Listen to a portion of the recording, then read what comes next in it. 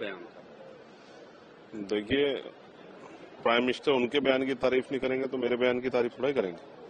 भाई, अपनी पार्टी के लीडर की बयान की तारीफ कौन नहीं करेगा। और जब वो बयान जिस तरह के आक्रोश में तमाम सवालों को ढकने के लिए था, वो भी हम लोगों ने देखा।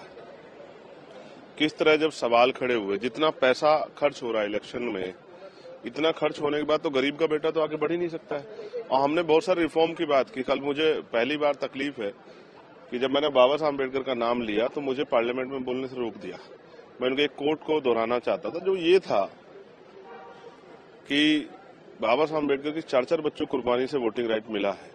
और इसी वोटिंग राइट की वजह से उन बस्तियों में जहां गंदगी है, जहां कीचड़ है, जहां रास्ते नहीं है, जहां स्कूल नहीं है, जहां कॉलेज नहीं है, जहां हॉस्पिटल नहीं है, उन बस्तियों में भी बड़े बड़े महलों वाले, बड़े बड़े गाड़ियों वाले, बड़े बड़े धन्ना सेठ, बड़े बड़े नेता चुनाव के समय जाते हैं उनसे आशीर्वाद लेने के लिए, क्योंकि उनके पास वोटिंग राइट।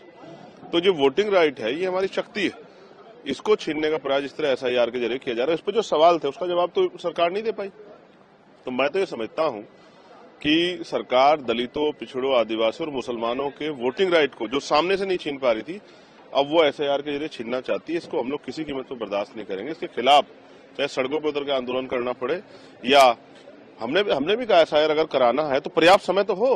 पहले SIR हुआ है, 6-6 महीने का समय होता। आप इतनी तेजी क्यों कर रहे हैं? कुछ छिपाना चाहते हैं क्या? जिस तरह से लगातार फर्जी वोट बढ़े हैं और कमजोर वर्गों के वोट काटे गए, ये चिंता सब का मन में चिंता है कमजोर वर्गों के कि उनका वोटिंग राइट बचेगा नहीं बचेगा। और मैं तो बहुत जिम्मेदारी से कह रहा हूं कि चेम्स फोर्ट सुधार समिति के बाद 1935 तक जितनी डिबेट्स हुई हैं, चाहे वो गोलमेज कॉन्फ्रेंस की हो, डॉक्टर बाबा साहब अम्बेडकर अकेले व्यक्ति थे।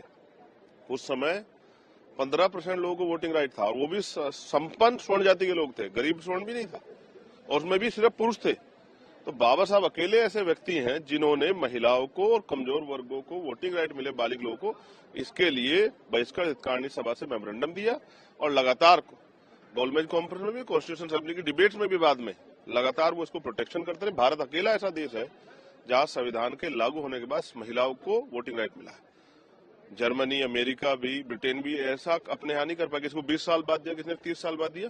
भारत अकेला ऐसा देश है। इसलिए महिलाओं की वोट का प्रोटेक्शन हो, गरीबों, दलितों, पिछड़ों, मुसलमानों, आदिवासियों की वोट का प्रोटेक्शन हो, और संविधान को पसंद करने वाले हर व्यक्ति की वोट का जो है प्रोटेक्शन हो। इसलिए हम लोग जो है पार्लियामेंट में सरकार से सवाल कर रहे हैं। अमित शाह ये कह रहे थे कि भाई